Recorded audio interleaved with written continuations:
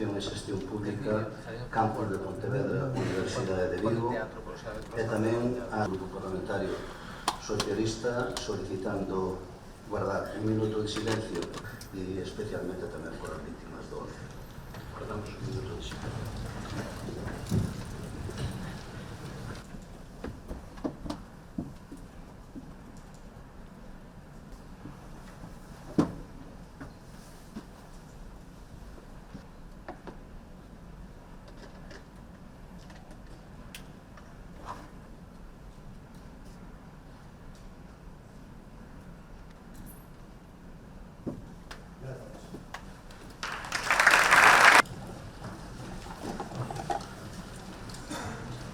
Evidentemente, o 11 de marzo é unha data para recordar que temos todos gravados na nosa memoria democrática e reafirmar un principio irrenunciable do sentido democrático que é a defensa da paz. Toca elegir tamén si ao dereito internacional, si que non se manifesta explícitamente en defensa da paz, en defensa do orden internacional, de non a guerra, esa defensa pola paz, esa aposta pola soberanía nacional, o dereito a ter unha vivenda digna. Ese dereito peto de 15.000 galegos e galegas inscritos no registro de demandantes de vivenda pública. Ten os gastos de acceder a unha vivenda. O 50% das súas ganancias se van destinando.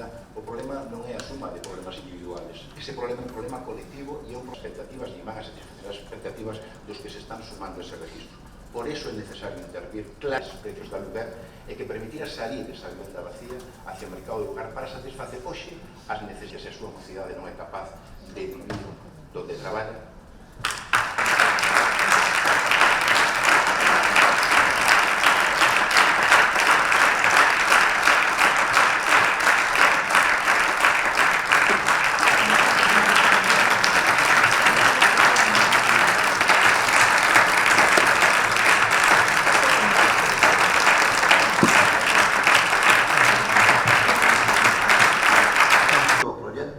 Mediante a aprobación desta declaración institucional.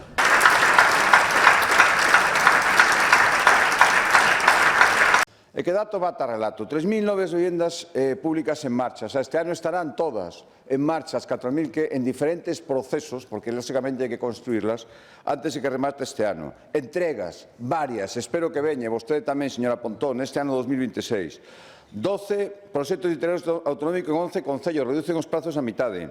Desenvolvemos solo para 20.000 vivendas con protección social en colaboración público-privada nesta legislatura, 10 millóns de euros para financiar vivenda protegida sen xuros, 3 veces máis axudas a promotores que fagan vivenda protegida, protección indefinida de vivenda clasificada como pública, ata o 75% de axudas para a rehabilitación en pequenos concellos, subrogación do Instituto Galego de Vivenda solo para comprar vivenda protegida en segundas transmisións, rebaixas fiscais no imposto de transmisións e no actos jurídicos documentados especialmente para a xente moza, facilitación da reforma de baixos comerciais que tanto lle fastidian a señora Pontón para dedicalos a vivenda, plan Fogar Vivo, con axudas para poñer vivendas en alquiler, con rebaixas fiscais e axudas á rehabilitación, 25% das vivendas protegidas en venda reservadas para a mocidade, 40% sin alugueiro, 4 millóns en avais hipotecarios para a xente moza, bono Emancípate de enorme éxito, este ano poñemos moita máis cantidade, alosamentos compartidos para mozos en Santiago, Vigo e Lugo, xa en proceso de execución, rematarán este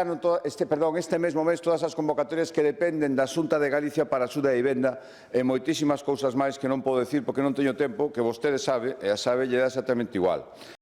Estamos actuando en moitas frontes. Mire, vou rematar aquí, voume a Navia, unha vez máis, a unha nova licitación de vivenda. Pode vir comigo, se quere, a ver como traballa a Xunta de Galicia. A señora Pontón, invitámola, en canto veu que lle recollimos o guante, non foi xa máis.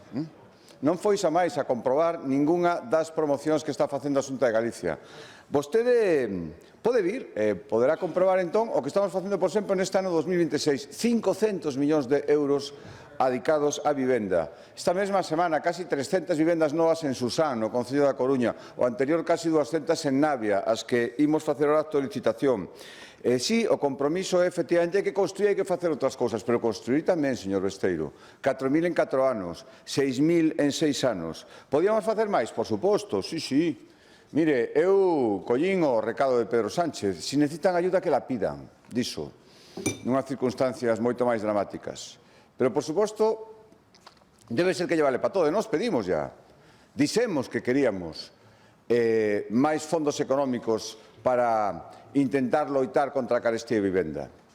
Pero mire, sabe cantos cartos destes 500 millóns no ano 2026 para a construción de vivenda, sabe cantos cartos pon a Xunta de Galicia? 90%. Sabe canto pon Europa? 10%. Sabe canto pon o Goberno Central? Cero, señor Besteiro, cero. Mire, falaba de que onde están a política industrial da Xunta de Galicia. Voulle dar algunha cifra que creo que é importante e que demostra onde está a nosa política industrial. Índice de produción industrial subiu en Galicia un 6,5%, máis co dobre da media española. A industria galega é a terceira que máis medra en España. O emprego industrial está en máximos contados dende o ano 2010. Despois de 3 anos consecutivos de aumento do emprego industrial, hoxe hai casi 200.000 persoas traballando neste sector en Galicia.